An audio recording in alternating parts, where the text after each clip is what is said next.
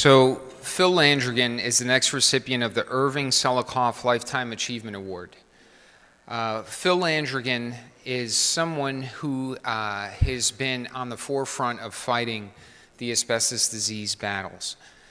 He was chairman of the Department of Preventative Medicine at Mount Sinai for the past 25 years. That's a long time, and if those of you who know Mount Sinai, not easy to stay in that position for 25 years. So he must have been doing something right. He basically met Selikoff in the 1970s when he was working for the CDC. So he lived this whole process, this whole battle. He was in the first row watching what was going on, and he did partake in it. What's interesting is Phil basically broke down his responsibilities into two things.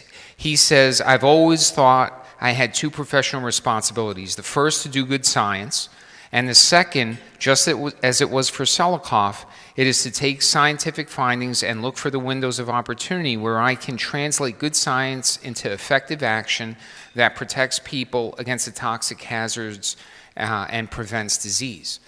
And what's interesting to me, when I first got to Mount Sinai about 6 years ago, his doors were open to me and he gave me good advice. Actually, the first two slides that I showed today came from Phil Landrigan. And basically, he said to me that the patients that appreciate environmental medicine doctors the most are the patients who would never know that we existed. And I thought that was pretty interesting, is that the work that they did, the people's lives who they saved, weren't even aware that they could have been in that kind of danger. So I think it's fitting that one of Selikoff's pupils is receiving his award. So the Dr. Irving Selikoff Lifetime Achievement Award to Dr. Phil Landrigan.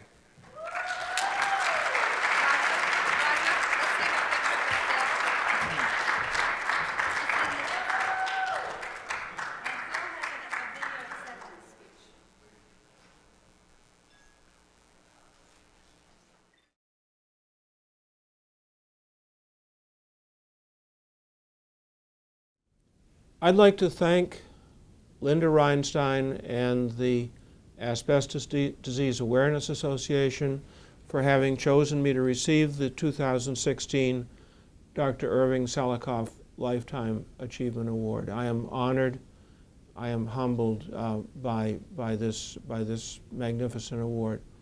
I'm so sorry that I cannot be with you in person. I'm in Prague today in Czechoslovakia at a global meeting on protecting children's health against contaminants in the environment. But I wish you all success in the meeting. I especially want to congratulate my fellow awardees, all of them, and the two that I know particularly well, Dr. Christine Oliver, who shares the Selikoff Award with me, and Dr. Earl Daughter. Also special congratulations to the Collegium Ramazzini for the award that they will be receiving on behalf of their work to control the global movement of asbestos. Let me say a quick word about Irving Selikoff, whom I knew well and who was a mentor to me. Dr. Selikoff brought me to Mount Sinai in 1985.